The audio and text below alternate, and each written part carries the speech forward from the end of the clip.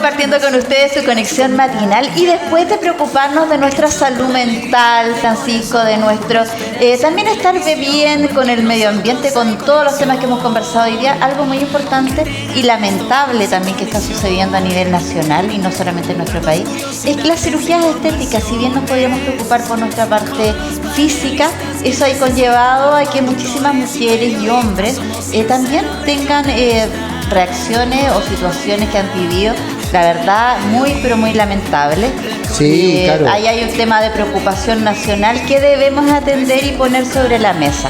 Exactamente, hay un incremento también del interés también por las personas por querer verse mejor, ¿cierto? Sí. Pero por eso es tan importante que como medio de comunicación seamos responsables también en informar dónde usted, si está pensando quizás hacer una cirugía plástica, un lugar donde esté, por supuesto, con todas las acreditaciones, con todos los profesionales que corresponde, ¿cierto? Tenemos que tener ciertos cuidados y por lo mismo queremos conversar hoy día con la doctora María Isabel Tumala de la Sociedad de Cirujanos Estéticos Reconstructivos de nuestro país. ¿Cómo estás, doctora? Bienvenida. Hola, muy bien. ¿Cómo están ustedes? Muy bien, felices de poder tenerte acá con nosotros. Te vamos a decir doctora María Isabel. Como tú, Isabel. María Isabel. Ya, sí, ya, relajado. Ya, Isabel. Sí, dale, claro. No, Isabel, un gusto poder estar conversando temas tan importantes acá. Muy importante. La verdad que debieran ser de preocupación nacional, lo conversábamos antes de salir al aire. Muchas veces tomamos decisiones por el ámbito económico. Sí. En términos de cuando nos vamos a acercar a una cirugía. Pero ¿cuál sería una buena recomendación en términos generales para todos aquellos quienes están pensando en o tienen que realizarse algo? Sí. Bueno, un poco lo que conversábamos antes, ¿no es cierto?, antes de salir es reforzar quizá o entender por qué la gente a veces toma malas decisiones. Lo digo a veces porque yo considero que en el triángulo de las personas que participan o las entidades que participan en esto estamos los profesionales, los pacientes y las autoridades, ¿cierto? Claro. Ese es un triángulo que convive y que tiene distintas responsabilidades. ¿Por qué? Porque el paciente es, por decirlo de una manera, el que viene con menos ventajas, porque es el que no tiene los conocimientos. Para eso uno se acerca al profesional, ¿cierto? Sí. En todo ámbito. Uno va al abogado y espera que él te diga, vas al arquitecto, etcétera. Entonces, es fundamental que el paciente pueda estar instruido, sepa, comprenda de lo que le estamos contando, pero es responsabilidad de nosotros, los profesionales, explicarlo bien, que le llegue al paciente. Claro. ¿Te fijas? Bueno, y de las autoridades, por supuesto, estar al tanto de que se cumplan con los requisitos básicos, los desde, para que los pacientes estén seguros. En el fondo es como un triángulo. Sí, ahora, Isabel, también hemos conocido casos en nuestro país súper lamentable de clínicas falsas, con falsos profesionales en el fondo, ¿no? Sí. Y hay una baja fiscalización con respecto a este tema. Mira, el gobierno, las autoridades están realmente preocupadas por este tema. De hecho, se está trabajando con profesionales en mesas de trabajo de gobierno donde nosotros como sociedad también estamos participando para poder hacer o regularizar o normar de alguna manera mejor estos procedimientos, darlos más a conocer, acoger a los profesionales de distintas índoles para que puedan de alguna manera estar todos a un nivel de un nivel bajo hasta arriba y que todos podamos participar y colaborar con el paciente, que es el centro de atención aquí. El paciente es lo más importante, el que tiene que estar seguro. Fiscalizan, sí. Lo que pasa es que evidentemente hay muchas prioridades. Yo no soy representante del gobierno, así que no puedo hablar por el gobierno o por las autoridades, pero sí me consta, y como les digo, en las mesas de trabajo se habla de este tema. Y tienen muchos ítems que tratan de fiscalizar, pero no hay tanto personal tampoco, ni tantos recursos dirigidos a este tema, porque tienen que pensar que nuestro país tiene infinitas necesidades de salud. Infinitas necesidades de salud, y cuando hablamos de cirugía estética no solo nos estamos refiriendo al ámbito por gusto, sino que muchas veces es también reconstructiva, muchas veces calidad de vida para diferentes pacientes y diferentes dolencias. ¿Cómo lo observas tú también esa incorporación, pero desde el lado médico y gobierno, o sea, desde el lado sociedad? Porque la verdad es que muchas veces pueden decir, no, si eso es solo estético. Sin embargo, para la persona no, es para un tema de vida. Uy, ese es mi caballito de lucha, le has dado al clavo. Mira, hay que decir un concepto básico que es mundial. La salud mundial por la OMS está definida como salud mental, espiritual y física. Estamos acostumbrados todos, el mundo, no solo los médicos, todos a atribuir enfermedad, patología o resolución de esto a lo que es físico, lo que tú ves. Claro. Que incluso lo hemos ido aprendiendo en el tiempo, porque tú al hipertenso no le ves nada, pero lo aprendimos y dijimos, Claro. sí, él está enfermo. Bueno, resulta que los otros conceptos que de hecho estaba antes hablando la psicóloga, totalmente de acuerdo con ella, es la salud mental, espiritual, emocional de todos los seres vivos, de todos los seres humanos en el fondo, y eso también es parte de nuestra salud. El aspecto físico, y no solo el aspecto físico, sino que como uno como ser humano se ve al frente del espejo, cómo te relacionas con el otro, con tu pareja, con tu familia, con tu trabajo, cómo te quieres a ti mismo, todo eso es una cosa global que afecta muchísimo a tu desempeño. Entonces, si uno quisiera hacer una campaña y dijera, mira, yo quiero que mi población sea sana, mi población tiene que ser sana en todos esos aspectos porque va a trabajar mejor, consulta menos por otras cosas, porque nosotros cuando nos sentimos con algunas carencias o dificultades en otros ámbitos, a lo mejor lo que nos pasa es dolor de cabeza físicamente. Claro. Claro. O está ahí estresado y no puede ir a trabajar. Pero si uno pudiese, en un mundo ideal, por supuesto, abarcar todos los temas que llevan a la salud de un ser humano, seríamos seres humanos más felices y más rendidores, mejores trabajadores, mejores padres, mejores familias más funcionales, etcétera. O sea, Resumen, junto. estándar de vida y de país más alto. Sí, pero no es tan difícil, ¿sabes? Qué bueno que lo podemos tocar acá porque hay que empezar a cambiar la mentalidad y comprender que el paciente obeso crónico, porque el obeso es una enfermedad, Sí. Claro. se lo digo a todo el mundo, es una enfermedad, el paciente no quiere ser obeso, ¿ya? Por ejemplo, o el paciente que tiene una depresión, o el paciente que tiene, qué sé yo, insomnio, etcétera, cosas que no son visibles, o que tiene unas orejitas que son muy raras, o que la nariz no permite respirar, etcétera, son todos pacientes. Exacto. Todos pacientes, no podemos juzgar a los pacientes ni menos dividirlos y sesgarlos en estéticos que están medios loquillos y los pacientes enfermos reales. ¿Por qué? Porque una convención humana, así social de hace muchos años lo decidió. Sí, y esa noción ha ido avanzando, hemos ido mejorando un poco en el Sí, tiempo. bueno, ¿O una seguimos cosa con el ya fundamental paradigma? es que la Organización Mundial de la Salud define así la salud, po. Tú te imaginas Ok. que hace millones de años la gente o estaba muy gravemente enferma y eso eran los que iban al hospital y los que se trataban y el resto, maní. Nosotros Claro. que somos un país con un montón de salud mental, ponte tú de enfermedades de salud Terrible, mental, terrible. ahora se entiende, te fijas, se agregaron muchas patologías al GES para que sean atendidas para toda la población. De a poco se va, pero, perdóname, Sí, no, dale. disculpa, pero en mi lucha personal me toca lo estético Sí. y lo reparador y reconstructivo, porque a menos que sea algo grave para la mayoría de los jueces evaluadores, por decirlo así, dicen, realmente esa señora tiene la mama o la pechuga Claro. colgando, pobre mujer, si es un poco, si es menos, si es subjetivo, me las mandan de vuelta. Me dicen, no, doctora, esta no la puedes reparar porque esto es estético. ¿Te fijas que hay un margen y un límite que tiene que ver con lo económico más Lógico. que con el beneficio del paciente? Sí, justamente en ese Mira. punto quería abordar, Isabel, qué tanto se ha avanzado en el acceso justamente que tienen los pacientes A la cirugía estética. Claro. Bueno, la cirugía estética como tal, que lo conoce la población, es la cirugía que, volvemos al tema, que uno quiere mejorar algún aspecto que ha sido en detrimento, o sea que hemos ido perdiendo, ¿no es cierto?, en nuestro pasar por la vida, o que nacimos con algo que no nos pareció tan lindo, o pasamos por un accidente, trauma, o lo que claro. sea que queremos cambiar y que se ve por fuera, físicamente, ¿ya? Es altísima la consulta por esos aspectos. La cirugía estética en Chile se hace en grandes cantidades, digamos, en todos los sectores. Por supuesto que como hay una condición nacional de prioridades de salud y no está cubierta, ¿no es cierto?, como por los seguros de salud, se hace en el mundo privado. Y el 70% de las cirugías las hacen los cirujanos estéticos que somos parte de la SOCERCH, o sea, Claro. el 70%, o sea, porque es muchísima la demanda y no somos pocos, pero hay muchos prestadores, pero en realidad se hace mucho. Lo que pasa es que no está en las estadísticas quizá gubernamentales, porque es privado. Claro, ¿Te fijas? por lo mismo el por lo mismo acceso. privativa. Claro, claro, y por lo mismo el acceso es más complejo porque evidentemente tiene costo elevado. Tiene costos, por supuesto, que son elevados, quizá cuando uno compara con otras patologías, como enfermedades pulmonares o enfermedades del cuerpo, del estómago. Pueden ser altos los costos, pero tienes una cobertura, ya sea del Claro. Fondo Nacional de Exacto. Salud, Exacto. o tú tienes tu copago, tu ISAPRE que has pagado durante tu vida. Pero aquí no hay cobertura, excepto algunas, ¿ah? Hay varias Hay cirugías algunas que las tienen. Que están dentro de los márgenes Claro. quizás que afectan a otros órganos. están Pero le significa relacionadas. que el paciente tiene que juntar su platita, guardarla y pagarlo. Ese es el tema. Disculpa, ¿cuáles son esas cirugías que Las que están, sí tienen, claro, hay cobertura? varias, las más conocidas Ya. son la gigantomastia, que Ya. significa mamas muy grandes. Ajá. Mamas muy grandes tienen ciertas condiciones que hoy les contaba que tiene que ver más con criterios regulatorios económicos que regulatorios de salud.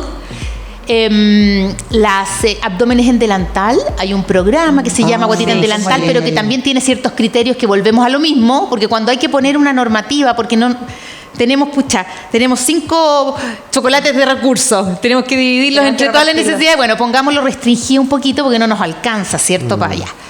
Está todo lo que sea lo nasal, la septoplastía, por ejemplo, rinoseptoplastía puede ser discutible, todo lo que tenga que ver con traumatismo y accidentes, que sea reparador. La ginecomastia, que es la presencia de tejido mamario en hombres. Esa sensación de que los hombres se sienten pechugones, los pobres, y no se sacan la polera y tienen un tema en la adolescencia y en la adultez, etcétera. La reconstrucción de mamas y la reconstrucción de mama de cáncer mamario, eso de hecho es un programa nacional. Sí, el paciente está dentro de un programa, ¿no es cierto?, que es el GES y el AUGE, donde el paciente entra en un programa, se repara su cáncer y se deriva a los equipos para, se le saca su cáncer, discúlpame, y después se repara. Oye, bueno, hay grandes temas, la verdad que eso de que tenemos que ir avanzando como país y como sociedad. Sin embargo, en el caso cuando ya nos vamos a la salud privada y acudimos a un centro de estética, una clínica estética propiamente tal, ¿en qué nos debemos fijar? Mira, así súper en simple. Así como ya estoy tratando de hacer, quiero hacerme algo. Obvio. ¿A dónde? Sí. Hay un mar además. Un mar gigante de ofertas y además que nos confunden porque hay mucha oferta también publicitaria, de redes, de testimonios. A veces las amigas te dicen, incluso eso no significa que vaya a estar bien. ¿Te fijas? Bueno, yo te diría que las cosas más importantes, primero, tener, y es lo número 1 en cualquier acto médico, la confianza con tu cirujano. Que tu relación con él, cuando tú entras como cualquier ser humano, sea yo le creo a este gallo. ¿Sí? Ese no sé, puede ser. Él me gusta o ella, por supuesto, y lo hace bien, me tinca, sí, porque puede ser un muy buen vendedor, pero no significa que tenga las competencias. ¿Entiendes? Y eso con una investigación previa también. Por supuesto que sí. Pero una vez que has llegado donde tu doctor, bueno, en el fondo que al principio tú confíes una relación de médico-paciente de confianza, donde tú sientas que están centrando la atención en ti como paciente y no en tu bolsillo. Mira, qué importante es eso. Donde llegas y te escuchan un poco, y es muy importante que la gente lo sepa. Los pacientes de cirugía plástica o estética que vienen a consultar son pacientes igual que otros. Por lo tanto, hay que preguntarle todo. Porque hay muchos lugares donde a veces preguntan cómo se llama usted, que quiere la nariz, perfecto. Y no, hay que hacer el mismo acto médico que usted cuando va por un dolor de guata. ¿Cuántas enfermedades? ¿Qué remedios toma? Lo voy a pesar, lo voy a examinar. Los médicos de la cirugía plástica y estética somos médicos y tenemos que tocar a nuestros pacientes. Examinarlos. Yo no puedo hacer teleexamen. Te miro así y digo, sí, te voy a hacer esto en la cara porque vas a quedar linda. Menos aún. Es frecuente. Es frecuente. Entonces yo les digo, exijan acto médico. Acto médico es el doctor se sienta conmigo, me mira, me dice, oye, ¿qué te pasa en tu vida? ¿Con quién vives? ¿Estás bien? ¿Estás en un momento crítico de tu vida? ¿Estás contento? ¿Tenés pareja? ¿Estás mal no de plata? Porque uno ya no lo va a preguntar, pero ¿cachai? Qué importante lo que nos dice Isabel con eso, sobre todo porque la relación médico-paciente, y no solo en cirugía estética, se puede ir perdiéndose. Muchas veces se pierde, y no es quizás culpa de los médicos, sino que el sistema también, que tienen 15, 20 minutos para atender y que tienen que hacerlo rápido. Y bueno, ahí voy justo, qué bueno que lo tocaste, porque cuando los pacientes consultan por cirugía estética y plástica, es un acto que ellos han pagado. O sea, no está la excusa y digamos las cosas de frente. Si tú tienes una rapidez por atender pacientes en ese contexto, o no cobras, que eso yo lo haría sospechoso, porque ningún profesional no cobra cuando consultas. ¿Por qué lo va a regalar? ¿Por qué? Hora de tiempo. Pensemos por qué lo hace, y siempre vamos a ir detrás. Hay un factor económico. Sí, Isabel. 1, discúlpame, termina la idea. 2, si yo pago por una consulta, tiene que verme la consulta. Médica, bien, examíneme, míreme, ¿qué me va? Equipo, yo trabajo en equipo, no digo que soy la única que los vemos varios, enfermera, TENS, administrativo, etcétera. Todo el equipo. Mucha gente, sí, pero en la consulta me refiero, lo ve mucha gente, pero tienes que hacer el acto médico de ver al paciente. ¿Cachai? Es súper importante lo que está diciendo Isabel, porque de pronto también, claro, hay responsabilidades compartidas acá. O sea, primero, claro, por supuesto, la del doctor, la doctora, pero también del paciente, ¿cierto? Sí. También a informarme, ¿cierto? Sí. No llevarme, dejarme llevar por los ofertones, por supuesto. Sí. Tú hablaste un tema súper importante que tiene que ver con las redes sociales. Hay una irrupción importantísima de las redes sociales y también, Isabel, hay cierta credibilidad que tiene algún grupo de la población en las redes sociales. ¿Cómo has visto tú ese fenómeno vinculándolos con la cirugía estética? Bueno, yo creo que como en todo fenómeno que nos pasa aquí en el mundo, ¿cierto? Estamos en una etapa de la sociedad donde todos le creemos a lo que se ve. Claro. Y lamentablemente lo que se ve, sobre todo ustedes que son de comunicación, se van a dar cuenta que puede ser falso. Claro. Puede estar arreglado, puede tener muchos filtros. Yo era muy reacia a la situación de las redes, pero no me quedó otra que ser parte. Porque al final a mí lo que más me gusta es que pueda yo informar y educar para que el paciente entienda. O sea, el acceso de las redes sociales, considero yo, cuando es algo que se hace con seriedad y con cariño, el paciente por lo menos se informa. ¿Cachai? Claro. Y es gratuito para el paciente. Entonces, no, y es un punto de conexión. No, y es mejor constante. tener profesionales en las redes que tener charlatanes. Pero, ¿cómo puedes medirlo si eres paciente? Es muy difícil. Es muy difícil porque el papel en chileno aguanta todo. Tú puedes poner cualquier cosa. El que tengas acreditaciones distintas no significa que sean ciertas o no significa que esa acreditación sea real de que tú estás preparado. Porque se dicen muchas cosas. Claro. Entonces yo diría que, bueno, fijarse en las redes en el sentido de que las pacientes somos todos personas. A mí me gusta ser súper como bien natural con el paciente. Entonces me preguntan, qué sé yo, doctora, cualquier cosa, pues, y el pelo, sí, yo me lo peino 2 veces a la semana. No sé, ser natural. A ver, las preciosas mujeres perfectas u hombres que aparecen en las redes sociales son o con mucho filtro, o multicirugía, o es un trabajo detrás para mostrar algo. Pero las personas normales, como todos nosotros, tenemos que tener cicatrices, un rollito acá, un pliegue, nos reímos y nos arrugamos. Esos resultados son reales. Y a eso es lo que hay que buscar como paciente. Cuando a uno le digan como paciente, vas a quedar súper bien o perfecto, la palabra perfecto hay que huir. Huyan. Porque la perfección no existe en el ser humano. Entonces, si algún doctor o doctora te puede dejar perfecto, o sea, yo creo que estaríamos... Y aparte, perfecto para quién. Claro. Además, perfecto. Entonces, la realidad, ayudar al paciente a que vea su realidad, lo que puede mejorar, lo que te va a hacer sentir bien. Claro. ¿Sabes qué bueno lo que me estoy recordando del feeling que uno debe tener con el médico? Y ahí está esta confianza y el que te diga también, ¿sabes qué? No es necesario que te hagas ¿También? eso. O si es necesario, o veamos otra forma, o espérate un poco. Esa realidad y ese feeling, ese contacto, buscarlo, esperarlo y quizás no sentirse intimidado por la figura del médico. Yo creo que es un buen mensaje a transmitir, porque también se ve como, bueno, es el médico, el profesional. No me voy a atrever a preguntarle. Sí, bueno, a lo mejor es muy tonta la pregunta. No, nunca hay preguntas tontas. De hecho, uno de los fundamentos del trabajo que hacemos nosotros es escuchar al paciente. Entonces eso significa que el paciente durante 40 minutos o 1 hora que estuvo en equipo con nosotros en una consulta, se va a llevar otras 40 dudas. Entonces nosotros le pasamos todas las conexiones, y eso lo hacen muchos colegas, todas las redes, el Instagram, el WhatsApp, el teléfono, y tú llegas a tu casa, anotas toda tu duda que se te ocurrió, iba ahí en la micro y dijo, ay, chuta, no pregunté eso. O llega el marido y dice, pero bueno, ¿y esto? Y así. Todo eso se vuelve a preguntar y se vuelve a preguntar. ¿Saben que hay varios estudios que demuestran que cuando uno, cualquiera, yo también como paciente, llego a una consulta o a un policlínico y pregunto, después se hicieron estudios afuera y el paciente en un 30% entendía. O sea, 10 pacientes... 7 no sabían lo que les dijo el doctor. Sí. O sea, porque estás nervioso, porque tienes miedo, porque te aqueja algo. Porque vas en una situación de vulnerabilidad absoluta. Y porque también, disculpa Isabel, yo sé que son tus colegas, pero también existen doctores que en el fondo no tienen esa empatía. Bueno, es que yo así veo la medicina. Claro, no, es mi manera de ver la medicina, ¿me entiendes? Yo así lo aprendí, agradezco mucho mi universidad, una universidad superhumana, entonces... De verdad yo creo que, y es lo que a mí me mueve y me hace feliz, el paciente. En el fondo no perder la clave de que estás tratando con una persona, que no es una dolencia ni no es un número. ¿Sabes lo que es súper básico para eso? Yo le digo siempre a los alumnos, a los becados, a los colegas o a quien quiera saberlo, trátalo como si fuera tu hermana, tu mamá, tu hermano, tu papá, tu hijo. Claro. ¿Cómo quieres que te traten a ti? ¿Quieres que te digan qué te van a hacer, si te va a doler o no, cuánto sufrimiento vaya a tener, de la pega? Todo. Si somos seres humanos. Exacto. ¿Cachai? Ese es un tremendo mensaje Sí, también qué para buen todos punto. los profesionales de la salud y además para ustedes como todos nosotros como pacientes de decir, me atrevo a preguntar. Bueno, yo soy de las que pregunto Pregunte todo. En realidad, todo. Pregunto Es tu todo. derecho. Pregunto todo. Además, es el Ay, derecho de los pacientes, ¿saben? Está dentro de la ley Mira. de derechos y deberes del paciente al ser informado. Está dentro de la ley chilena. ¿Sabes qué, Isabel? Hace rato que venía pensando un tema, quería como, lo estaba ordenando en mi cabeza un poco.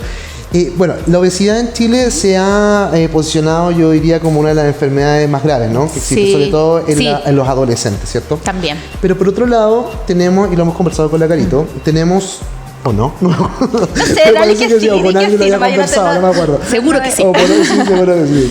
Entre todas las conversas, una Y por de otro más. lado, también se ha posicionado mucho el tema del body positive, ¿cierto? Sí.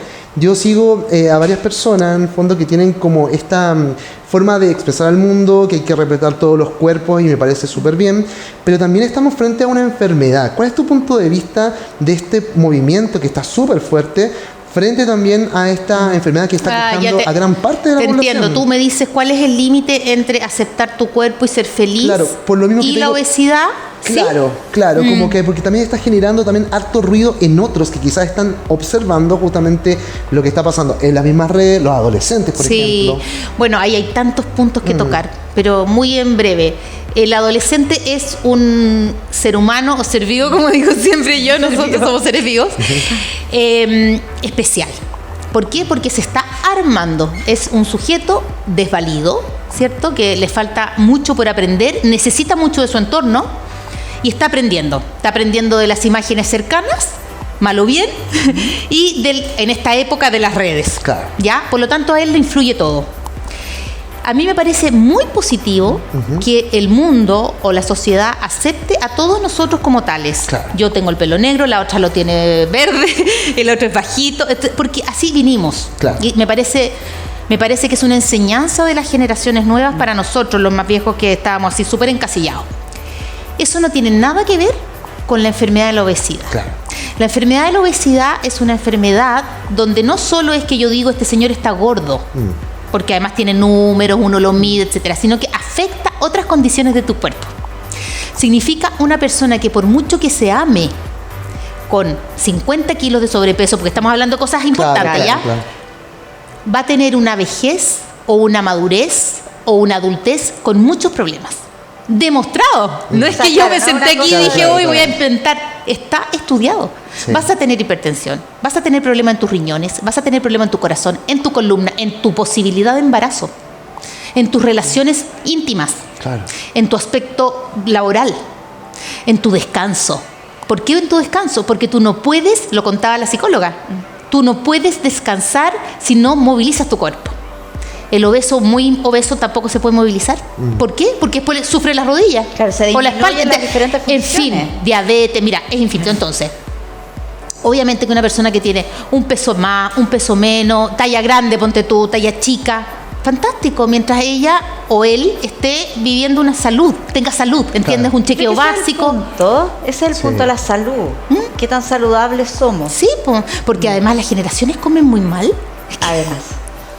Claro. Impresionante, las jóvenes me refiero, no digo que los viejos, pero he ido cambiando demasiado la alimentación y se come demasiada cosa chatarra, sí. Se le agregan muchas cosas industriales para que queramos comerlas más. Y además es más barato comer comida chatarra. Eso es un mito. ¿Sí? Sí. Pero por ejemplo en un restaurante, a eso me refiero. Ah, Si tú- no, a eso me refiero. bueno, sí. A eso me Sí, refiero. o sea, comida rápida va a yo ser sé Obvio, que- te comes, barato te que- comes un hot dog, te sale mucho más barato A que eso, comerte claro. una ensalada con un bistec. Claro, Claro. por ejemplo, el otro día yo conversaba con un nutricionista que me decía justamente eso, que en el fondo, por ejemplo, el tema de la Junaed, que los planes de Junaed están impulsando, por un lado tenemos todo un movimiento del mismo estado, el gobierno que habla de las enfermedades, qué sé yo, pero por otro lado tenemos una Junaed que tiene un monto determinado y que te limita a cierto tipo de alimentos.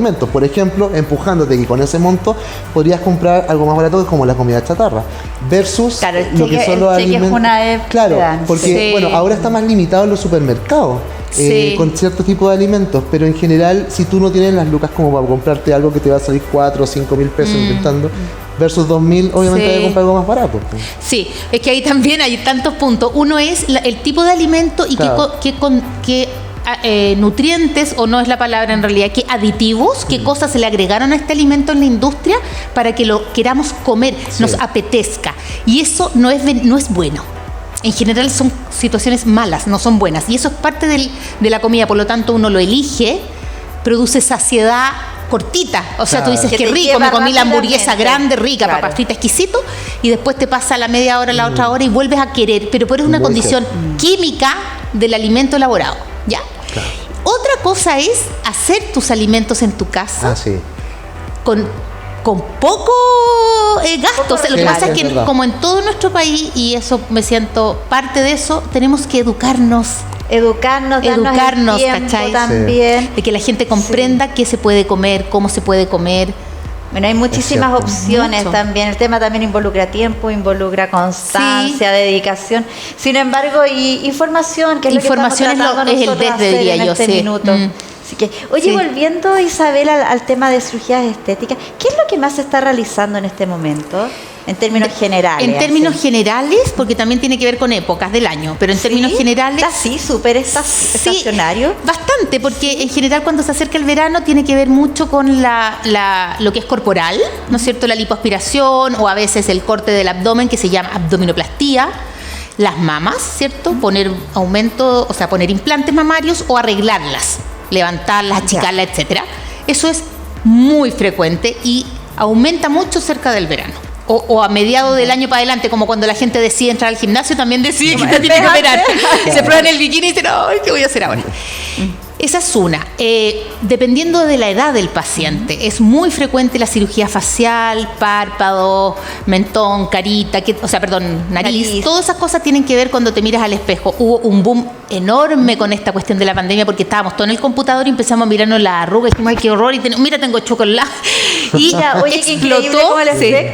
Explotó la situación. ¿Qué hago con mi carita? ¿Qué hago? Bueno, entonces yo te diría que lo facial, que incluye nariz y orejitas, orejitas me refiero a los niños que tienen las orejitas así, afecta muchísimo al paciente, fíjate. Bueno, esas son todo el año.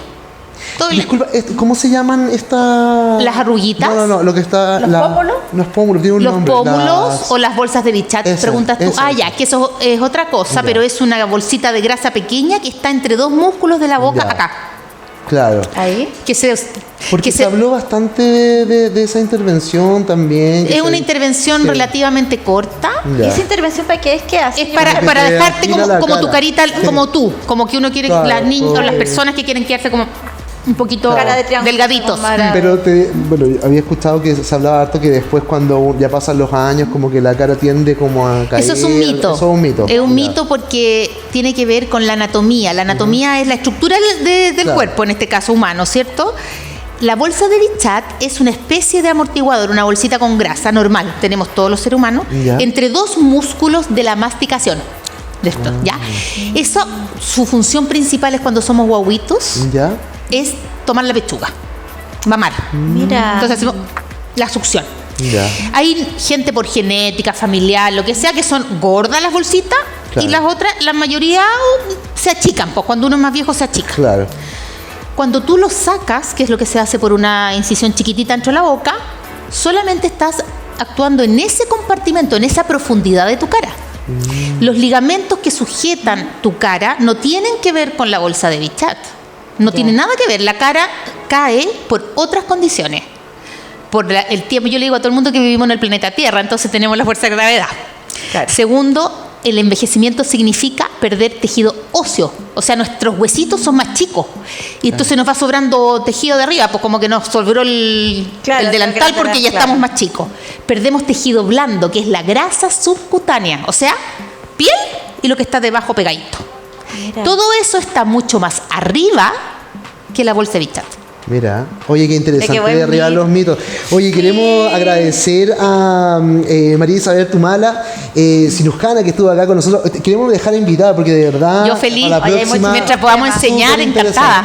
Es Sí. súper importante y se agradece también la empatía que tienes para hablar de estos temas, ¿cierto? Y poder acercar estos temas que son muy distantes quizás para muchas personas a toda la gente que nos está viendo a través de las pantallas de TVR. Así Bueno, que muchas gracias por la invitación. Que estén muy Felices bien. nosotros. Ha sido un gusto. Oye, Carito, nos vamos ya a un corte comercial. Oye, ya son las 11 de la mañana con 52 minutos. Estamos casi Se me fue ya va a volando pasar la al mañana. mediodía. Así que, por supuesto, con todo el ánimo seguimos acá en Tu Conexión Matinal. Comerciales y ya regresamos.